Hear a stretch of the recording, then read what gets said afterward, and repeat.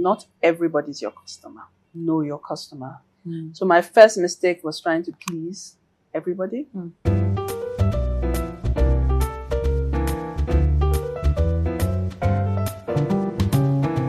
Hello everyone, my name is Zeph and welcome to the Star Nestle podcast. Today we have with us our special guest, Mrs.O, Odio Oseni, who is the founder and creative director of Odio Mimonet. Hi Mrs.O, it's great to have you on the show today. Hello Zeph, great to be here. Great to be here. Thank you so much for all you do, Star Network, and we hope we'll have an amazing conversation today.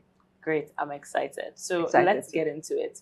Now, your brand, Odio Mimonet, it's, I wouldn't just say it's a household brand. I would also say it's a legacy brand. Thank you. You see it in shops, you hear it on the runways, etc. You're now in 30 years. Congratulations. Thank you. I think it's very important for us as an audience to get context. How did this begin? What was that light bulb moment for you to say, this is something that you wanted to build? As a kid, I knew that I wanted to be a fashion designer. I used to write my name and scroll my name all around the house and sign. And I knew the name already. It was Odio Mimonet. And that was because I started out as a painter. I loved art in school. And one of my best artists was Claude Monet, the Impressionist artist. So I already adopted that Monet. And then my pseudo self, we as kids, you always have a pseudo self. My pseudo self was called Mimi. And so Odio Mimonet was found. Wow. So I think I just walked the path and waited for it to come into fruition. So that was it. Amazing. I particularly like that you give context to like your skill set as in your formative years, how you would paint. It's interesting because yesterday I went to go see a friend who opened up a gallery. Okay. And she was showcasing her work. And I just started asking her that I'm growing to really respect people who paint, people that are artists. You look at a painting, how have you been able to visualize and put it on paper? And then she started talking about fashion. And she knew so much about fashion as well. I remember just thinking, there's such an intersection between the two because your mind is creative. So you actually saying you loved art. I think that this could also be like a reckoning for someone who maybe is a creative with painting or art, and fashion could be like a segue, just from what you've shared. Yeah, so kudos to your friend. Kudos to that. But the detail also, great that you said that, but the great detail is what you practice. And for me, I haven't practiced painting in years, so I'm no longer a painter. I have segued, like you said, into design and fashion, and have stayed with it. I pray that maybe sometime as I evolve into my better self, I will have time for painting much later in my life. But like your friend would say, because she's a painter, there's a possibility that just like us, she sees life through colors. And that's what I do. And the brand always sees life through colors, through texture, and through our culture. And that is what Odio Mimonet is about. Amazing. And I have to ask you, I feel like your brand has been here for 30 years now.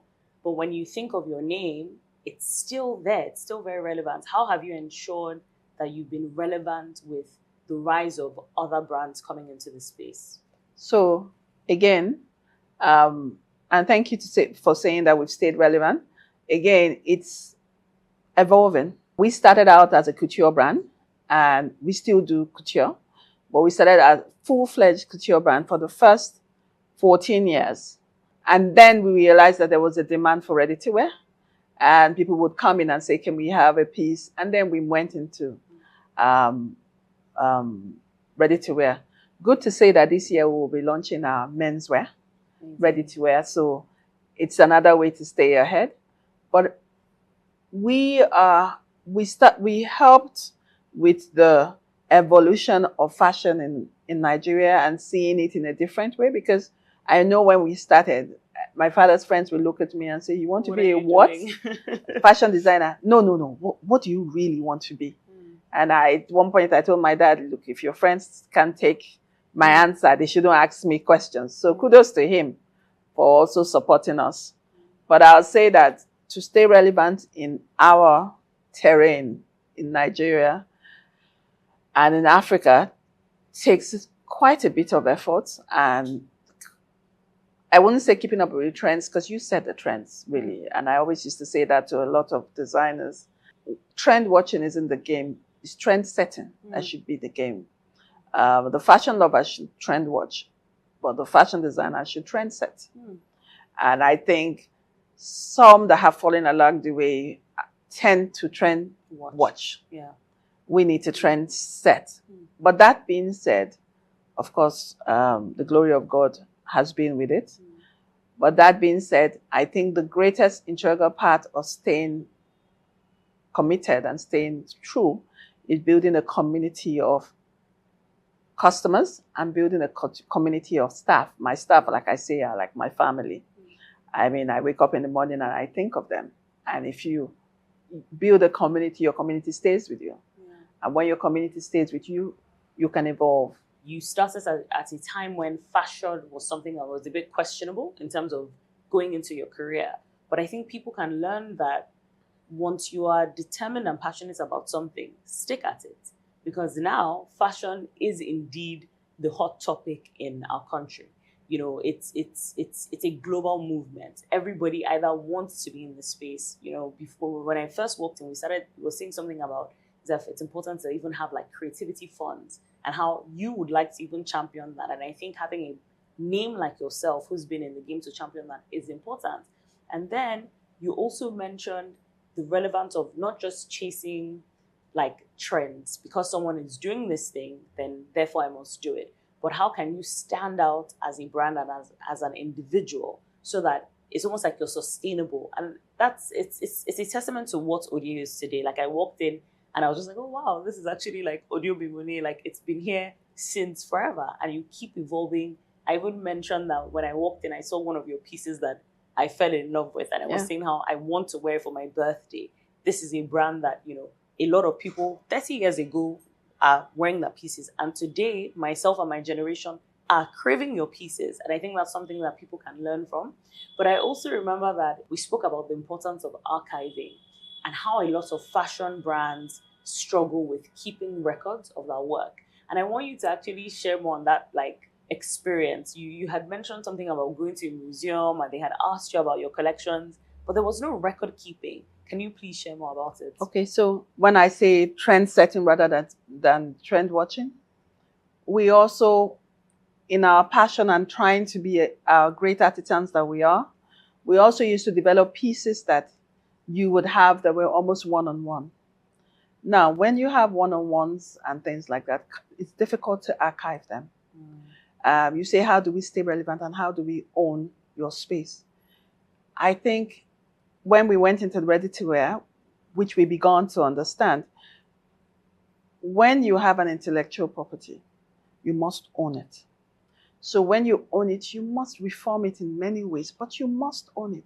So don't be that person that is churning out 500 styles or 2 million styles in a year. No. For the younger generation coming, if you have a few styles, own them. I mean, if you think of a few young designers now that we speak of, when you say their name, you can remember something about them. That's because they have stayed true to one particular intellectual property and they have owned it. Owned it is making it repetitive and owning it. Now, let's go back to archiving. When you own something, intellectually, when you own something, when I say own, that means you do it many times, apart from recording it many times. It's synonymous with you. Now, in that space, when we started, we didn't have social media. We didn't take so many pictures. It was just fashion shows. And how did you record it? Now, the other day, I had a museum come and visit the brand a year ago or 2 years ago. And they were looking for pieces that were over 25 years old. And they needed me to be able to show proof that they were over 25 years old. And that would mean that my archiving system was that improved. Of course it wasn't. Because a lot of us think once we've done something this year, we're on to the next and we're on to the next. And perhaps some of us don't have the clothes that we wore 25 years ago or 30 years ago. And so I then had to go through, rather mundanely, going through old pictures or things that I could prove, but I didn't have enough. I probably was able to prove some pictures 18 years ago or 20 years ago, but I couldn't go as fast 25 and 30 years ago. So it led us back to square one, because also as Africans, we have this beautiful culture of hand-me-downs. So a lot of the pieces have walked. They're lost. They had been somebody else's happiness. Yeah. But either way, I didn't archive them and I didn't have them in place.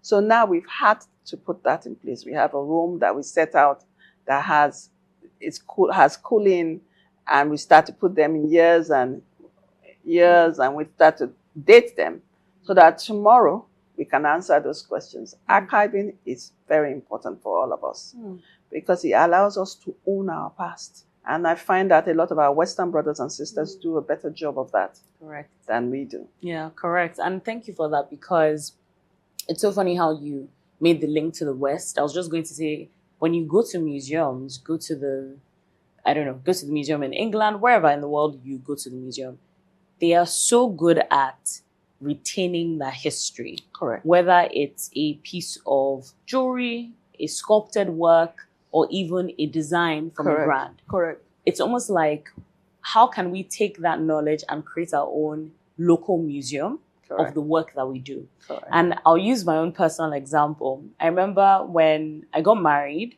about 3 years ago, and everyone kept on saying all my dresses were very beautiful, my pieces. And I said to my husband, I said, one day I'm going to frame these dresses almost like a museum piece and just keep it somewhere like in the room, but it's framed. Give credit to the work of the designer, put the date on which it was worn, and then, my future children, if they like the piece, you pass that down, and it's like a generational thing, so to speak. But I think what you've just shared, Mrs.O, is so timely and so important, because I don't even think that in most fashion brands, in the processes, like you said, there's a lot of, I've finished this collection, I'm moving on to the next, or I've given this out. But how do you record keep to tell your story? Correct. And we have to own that as African business founders, because no one else is going to tell your story better than you. And for someone who's in the space that has never gone through this archiving process, and with what you're building now, what operational processes should they be putting? Like, what is step one to say this is how you should go about archiving? Now it's so much better. Now you have media. Now you have cameras that can take your picture and you can keep, so you want to have a data file. You want to know that when you do this, you have a data file. But you also want to have processes in which perhaps your things, I'm sure it seems simple, but perhaps all of your things after a show is dry cleaned so that you don't have any sweat, you don't have any maps that help the fabrics disintegrate or anything like that. But you also then want to keep them maybe in a vacuum-proof container. So one of those things that they look like dresser bags, but you then suck out the vacuum, so it can help preserve it, and it can help with less space. And then, of course, actually dedicate a room, maybe an air-conditioned room, right temperature, so that these things are still as beautiful in their past as they were in their present. Most of the things in other parts of the world are more valuable than your present pieces. But you know how, because we have consumerism right now, what we are taught is the now, the immediate satisfaction, the immediate, I just bought a new dress. Yes, but your old dress, that dress 20 years ago, so much value. Also has a lot more value. And especially for the designer, it also adds to their valuation, and it adds to what can be said about the designer. Because let's take us to a different space which we need to be, where creatives can access fundings like the want to and all that. These things are also needed for our kind of valuation.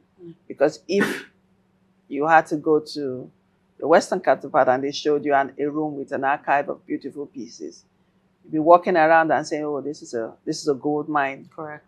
But here, if you're not careful, it looks like waste. Waste. Correct. Absolutely correct. And I feel like that's why even when you go abroad and you have vintage pieces, it's something that everyone is looking forward to. Or you have a personal shopper who says, "Look, I'll use handbags, for instance. I like bags." they say, okay, I have this vintage Chanel from X date. Yeah. Everybody is rushing to go and get it because that fashion house has put so much value in terms of things that they have done in the past. And I'm looking forward to a time when African brands like yourselves, like now in your 30th anniversary, Odio Mimonet is saying, this is the dress from our second year of launch. And there is an auction on that dress. My mind is just sort of like thinking, there's almost like an auction on the dress because of so much value and just the history that has gone into that craftsmanship. I feel like that culture in our mind is something that could be built. If one person starts it, then it just becomes the norm. Yes. But because it hasn't, like you said, been set as a trend, no one is seeing the value in it. It's just, this new piece. And that's why also in our culture, it's like, it's almost like you wear a dress, you don't want to wear it again. But there is so much value in heritage where someone goes to an event and someone should be able to spot and say, that's an Odio Mimonet piece from 2012. Correct. Incredible. You still have that. That's so incredible. And they're looking at you with so much value. So I'm excited to actually see your brand start that like vintage heritage preservation of pieces. And maybe there's an auction house for these things. I haven't seen anything like that. Whenever I'm interviewing my guests, I tend to just get ideas. So I feel like an auction house would be a great way to start. And you auction your dresses and people are bidding for it and it becomes a thing. And that's amazing. Yeah. That's totally amazing. All these are fed with by customer knowledge, appreciation, and demand.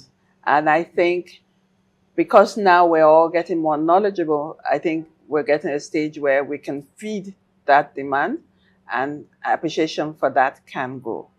So I'm saying, as you spoke about Chanel, we want to be that house. We want to be the Odio Mimonet house that you speak about. We want to say, this dress was bought. And that being said, I know that a few people have come to me and said maybe they wore a dress at a wedding, maybe in South Africa or internationally, and someone says, are you wearing an Odio? And they are not necessarily wearing this collection. They're wearing a few collections ago. But what we do, a lot of our pieces, we tend to do a lot of classics because we are actually a slow appreciation brand. I'm not a fast brand. I don't believe in fast fashion. I believe in slow fashion. Can you give more context to fast fashion and slow fashion? I know what you mean, but I want you to actually explain it. So fast fashion is extremely trendy. Fast fashion you wear and it's over. And 6 months later, you're looking to how to change it and wear something else. Slow fashion is made with a lot of labor time. And so with labor time, you're looking at the quality of fabric. We're looking at how the fabrics are stitched. And we make things that last for very long time. So I have friends who come up to me and say, I was wearing that dress I bought 8 years ago. I was wearing that dress I bought 12 years ago or 14 years. And I'm like, really? You can still fit in it? And they're like, yeah. And I have people that even bring in things and say, you know what, can you just let it out for me or tweak it out for me? We do things like that. And I imagine myself in my pieces and I want to do things that are classic. I want to do things that, though fashionable, when you pick it up again, you can wear it. And that's what we also say by being a trend setter. For many years, when people would attend some of my fashion shows, sometimes they didn't understand it because we were always on that edge of, we're ahead of the curve. And when you're ahead of the curve, some people will get it, maybe 10 or 15 people. And I used to say to my team, if 20% or 30% of the people in that show get what we're doing, we're good.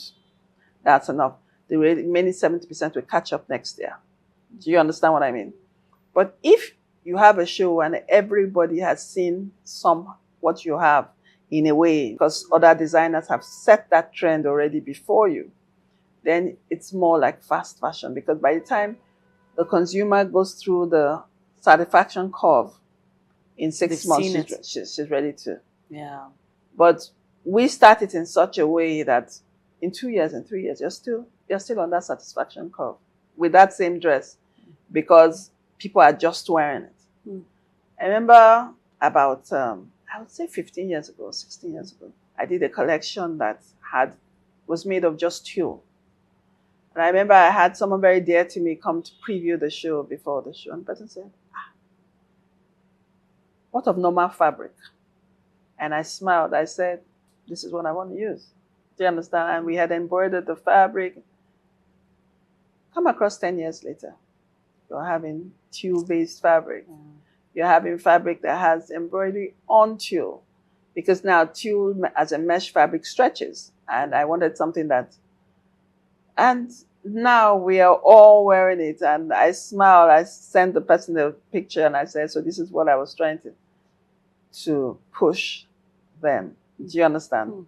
So we thank God for creativity and we thank God for being bold enough to take a step and for pushing. I like that. And I feel with everything that you've shared, what I'm hearing is staying true to yourself and what it is you're trying to achieve. Correct. And you said something very important, Mrs.O. You said, if you're doing a show, not everybody has to get it.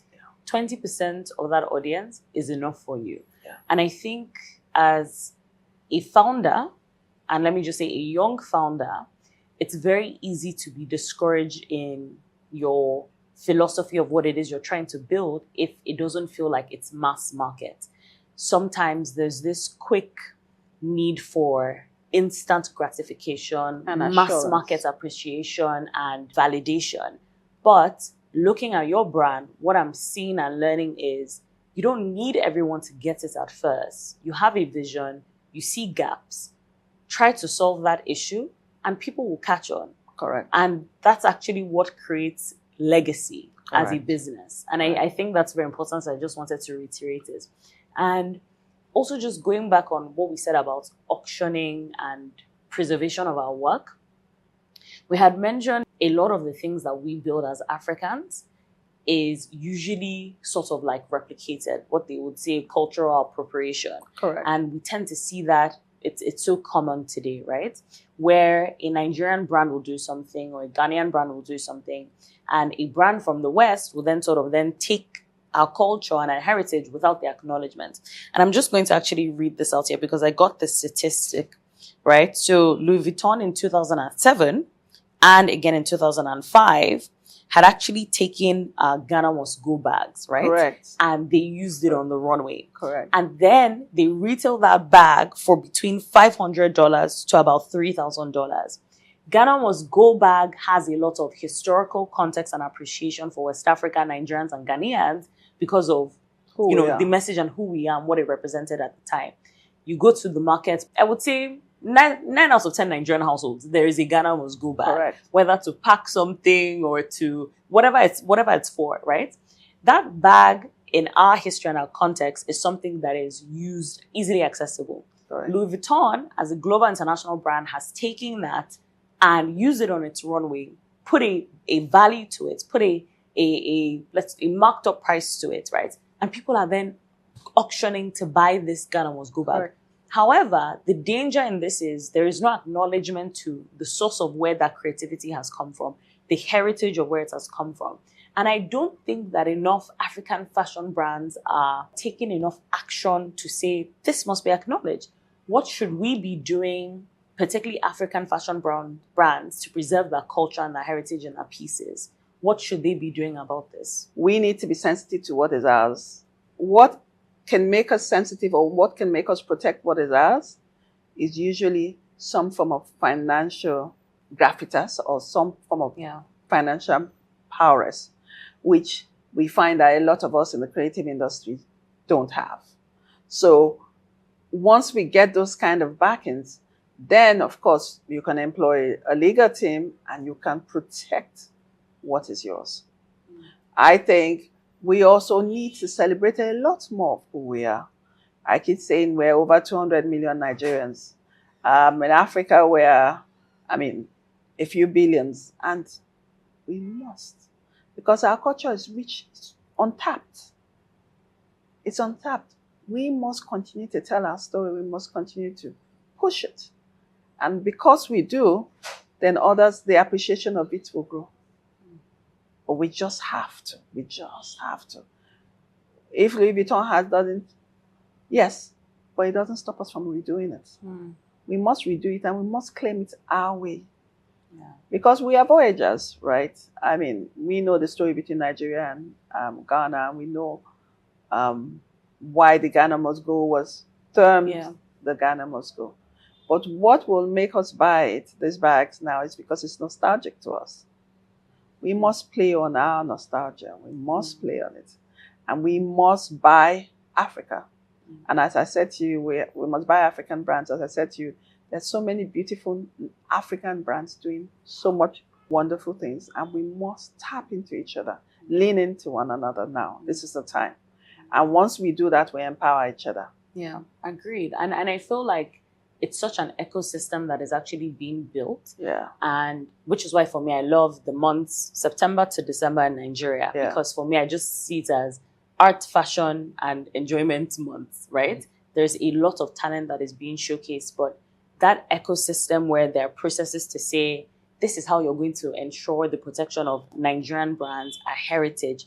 This is how you're going to trademark things. I saw something online the other day, and this lady was saying how the kente in Ghana, that the government has put a law into place to sort of trademark it, so to speak. So if you use the kente, if a Western brand were to use the kente, there should be some sort of acknowledgement. Yes. And she went on further to even say that this is how you support the small weavers of the kente. Create some sort of database, right? Where you can see this person from this village is, weaving kente. So if I want to buy, I have to go to this place to go and support and empower this person.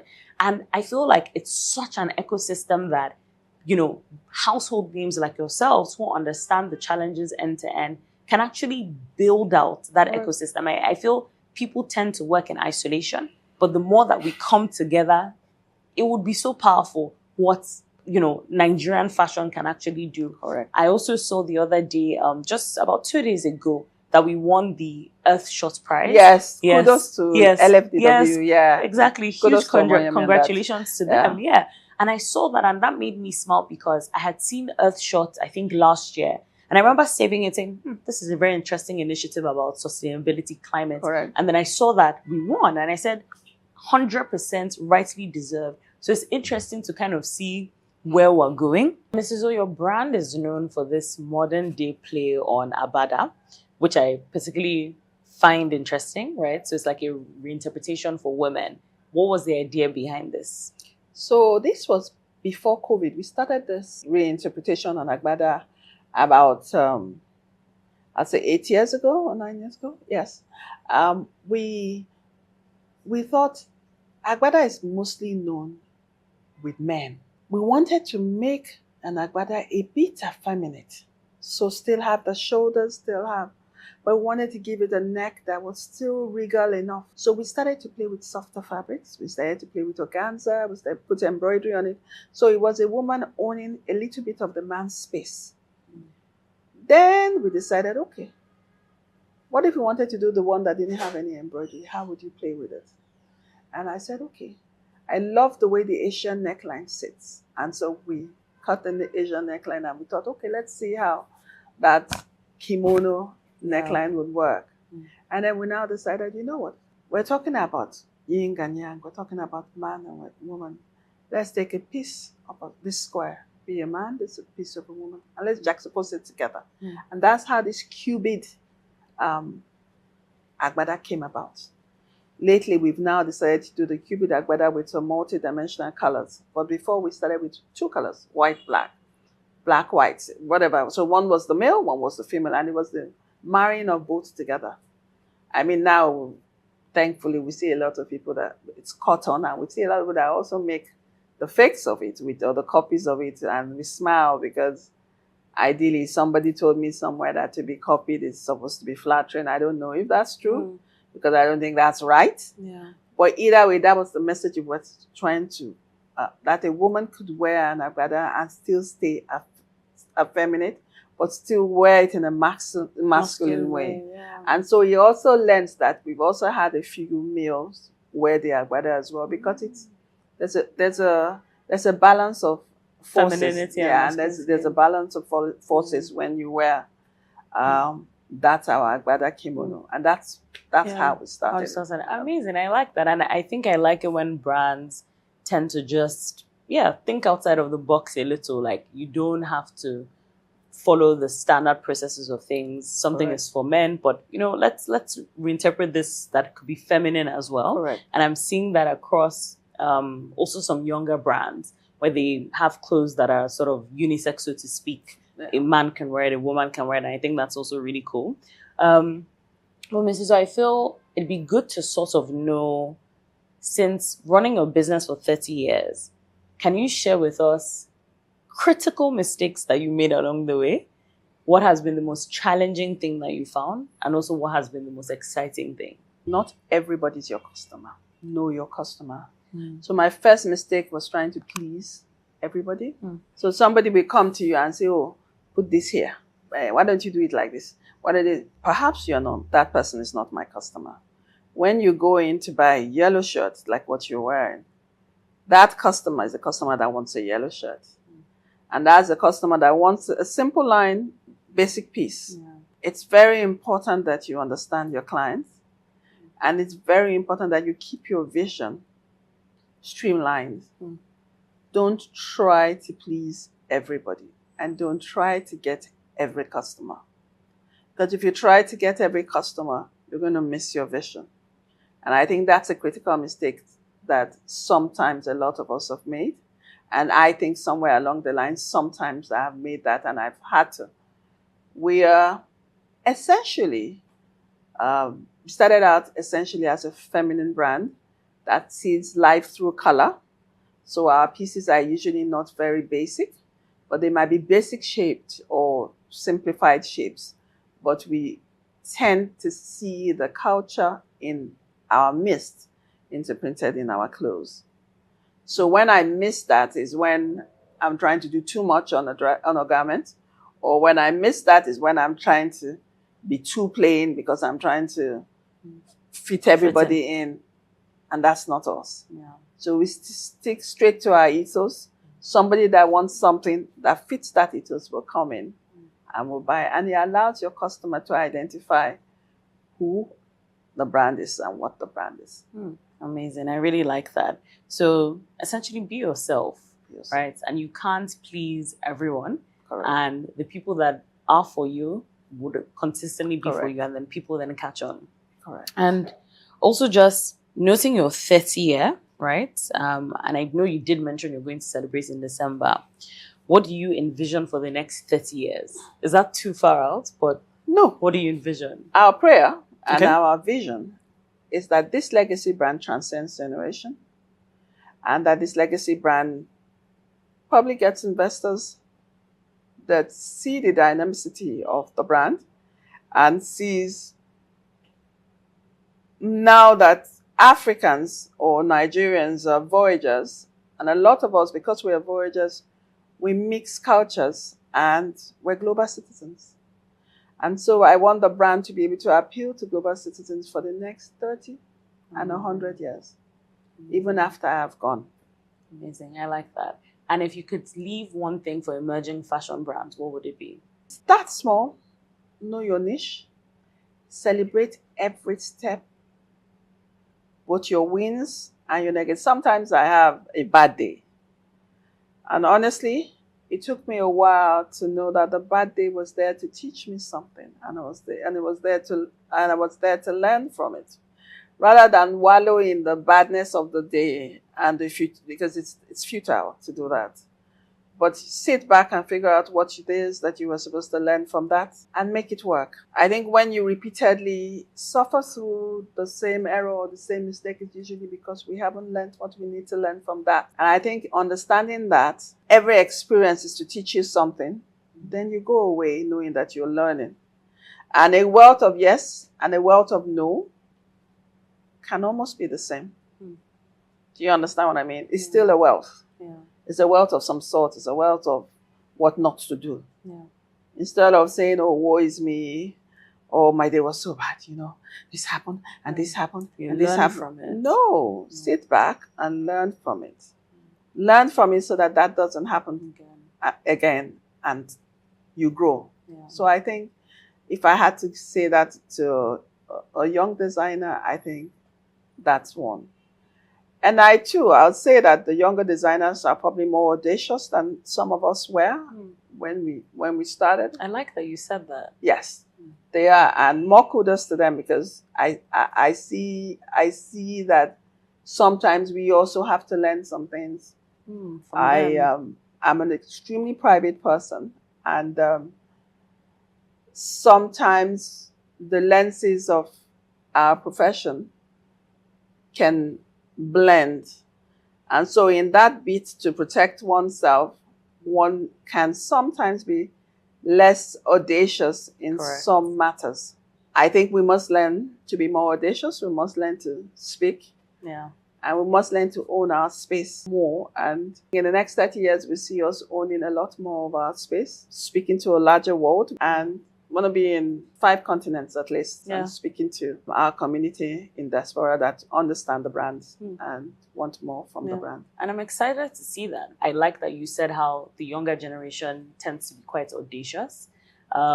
Very rarely do you sort of see like big brands like yourselves to sort of like give that congratulatory message, but I think it's encouraging, you know, when someone who's a young designer hears this, or someone who's just interested in fashion, it's like, yes, this is good. I feel like there's a lot of learning points from both the older generation and the younger generation as well. So I typically end these interviews asking for a favorite quote and why. If it's not a quote, it could be a verse, it could be something someone said to you that resonated, that you could share with us. Okay, so a very good friend of mine and an egbon of mine, you should probably hear this video and she will understand, said to me, "Are you okay with your pieces being artworks because my pieces are artwork? Are you okay with your pieces being artworks in beautiful wardrobes in beautiful homes? What more do you want for your brand?" She said that to me quite a few years ago. And I said to her, "Oh, I want to be everywhere. I want to be in 5 continents, like I said to her." And she says, "How are you going about that?" And I said to her, I didn't believe in those days in advertisement. I didn't believe in social media. I didn't believe in all that. I started my journey in being very introverted. And so I believed when I created a piece of art for you, I wanted to hide it and give it to you. So it made it more authentic, and it saved the integrity of that piece. And so I said to her, "Oh no, I believe it's going to find me. I don't need to find it." She goes, "Girlfriend." So I said, "What do you mean, girlfriend?" She goes, "Girlfriend, it's going to find you." She goes, "You better stop that. Yeah. Don't do that." So I said, "What do you mean?" She goes, "Yes, it's beautiful. We acknowledge that. But you need to put yourself out there." Put yourself out there. Yes. And I was like, "Oh," because then you will come into my office and you say to me, "Odio, can you make what Zeph wore?" And I'll be like, "Oh, no. Zeph's is just for her. I made it only for her. I want to savor the integrity of her piece. And so I'm going to make you something else." Girl, is it not sustainable? How do you amplify that? Correct. As a singular piece, how do you own it? How do you amplify it? And when my girlfriend left, when she left that day, and when she said, my eggman, when she left, she said, "Honestly, you're a treasure, but girl, you're going to need to wake up. You're going to need to wake up from this your artsy world, and you're going to just put yourself out there." And so tentatively, I started to gradually step out of my cocoon. Here we are. And I like it. Thank you for that. Yeah, I really like it. And I like that you shared that, because I think most creative people tend to be quite insular. Yes. Where they just keep to themselves. They have all these great ideas. Correct. They do the work. They're not really bothered if, you know me, you don't know me. I've done what, it's almost like your life's mission. Yeah. But with the world today and how things are moving so fast and rapidly, I don't want to use the word competition, but the word is that there's a lot and things are constantly being innovative. People are even integrating AI into fashion. Correct. I have a friend who had this idea. He said, Zeph, he wants to do something, I think it's called Fitted, where rather than going to your tailor, you go on his app, and on his app, you sort of self-measure or take a picture, self-measure, and it creates this database of your measurements and connects you to a tailor. So people are moving very quickly with technology. So I like that you're on that pace to, putting yourself out there. Correct. It's also something I tend to resonate with. I can be also quite like private, just with my immediate friends and family, etc. Yeah. And then starting this podcast was sort of a very different environment for me to really put myself out there, having these conversations. And what I've learned is there's no loss, right? Once we're relentless and audacious, you would only find the right partners and you will scale. So I'm excited to see Odio at 30. Thank you. And I'm excited to see Zeph. Thank you. At 30 too. I am Star Network. I'm excited to see you at 30. I'd asked you a question when you came in. When I said, where do you see yourself? And I asked you how you started. My dream for Star Network would be Oprah's growth. Oh, I love that. And I thought I heard you say that, but I said, okay. The more audacious young girl would have said that, but I saw you were measuring your words. But that's my prayer for Star Network. And I think when we all become worldwide names, I think that for me will be a prayer answered. Yes. I'll share one more quote that a good Egbon had also shared with me, another Egbon. I'd said to him, how do you stay humble? How do you stay grounded? And he said to me, one sentence. Don't believe your hype. And that has stayed true to me. So when you come in, I'm not afraid to get my hands dirty. I'm not afraid to work. You see me with my team. We're constantly working and doing things. And that's because I always say that to myself. Don't believe your hype. So I walk in somewhere and someone says, oh, are you Odio? Oh, pleased to meet you. Yeah. Oh, this. But that's, and I leave it there, just where it is, because don't believe your hype. It allows you to walk every day and push every day. Correct. Like was your first day. So I think that's my advice for most young people coming behind us. Don't believe your hype. I completely agree with you. And I love that you said that, because I don't think I've ever found the words to describe how I feel when, quote unquote, someone says, oh, well done, you've done this thing. And we were talking about it before we started recording, and I spoke about this policy panel. And I said to you how I'm rarely ever like proud of myself.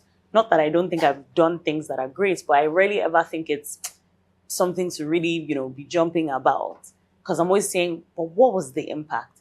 But then this panel, I said for the first time, I looked at it and said, wow, okay, Zeph, this is incredible. Correct. You pushed yourself. Correct. You've done it. Next one. And try really hard. And for me, it's like a constant reminder. So I like that you said that. I think that's very powerful. It's very easy to get distracted and caught up, and you lose focus and you lose vision and you lose drive. But the work is actually just starting. Correct. It's been so fun having you. I really enjoyed this. Yeah. And I think people who are going to watch are going to be like, what's going on? Like, Zeph is wearing glasses. They're both wearing glasses. But I love it. It's a thing. It's Friday. It's a vibe. Come on. It's Friday. It's fashion. Come on. I love it. I love it. If you're not going to do this now, then when are we going to do it, right? Yeah, so I love Friday, it. And the funny thing is, when I walked in, I packed my shades, and I was saying how there were these pink shades that I was actually going to wear. And I had a feeling, I thought, something says means Odio would wear shades. And I just thought, but we're indoors, and if you wear the shades, you're going to look ridiculous because you're indoors. But I packed it. Ridiculous. And then you came on and you were wearing them. I was like, that's the vibe. Well, the quick thing is that I read through this, and I'm sure yours too, but more important, you're wearing a yellow shirt. Exactly. Come on, you were in the spirit already. Exactly. And the spirit said, pack this yellow shirt. Forget the pink. Yes, the thing that I had in mind. This yellow shirt. That. And it's fashion. Yes. Fashion is fun. It's a communicator. Correct. And I think it's good when both of us are aligned. Exactly. So I think it's worked out perfectly. It's worked out perfectly. I love that. Thank you so much. It was so great having you. It was fantastic. So much, I'm sure so many people will be happy to hear about the Odio Mimonet brand. Thank you. Guys, you've heard from Mrs.O, founder and creative director of Odio Mimonet. They're celebrating their 30 years this December. It's such a legacy brand. If you'd like to know more about Mrs.O and what she does, you can come into her beautiful store, go on their social media channels. Mrs.O, what are your social media channels? Odio Mimonet. So it's at audiomimonet.com for the website, and at Odio Mimonet for our Instagram page. Please follow us. And over the next few weeks in December, we're going to be activating a lot of some of our activities for our 30 years. We'll be having a show in December, first week of December, and then we'll also be partnering with another brand place where we'll be showcasing our pieces, some pop-ups of our pieces, for a different crowd to be able to come in. And of course, we're here, 25 Sanusi Fafawa, Victoria Island. So please pop in. Thank you, Mrs.O. So guys, you've heard it. Don't forget to follow our channel, share, subscribe at the Stand Our Pod, and tune in for next time. Bye. Thank you.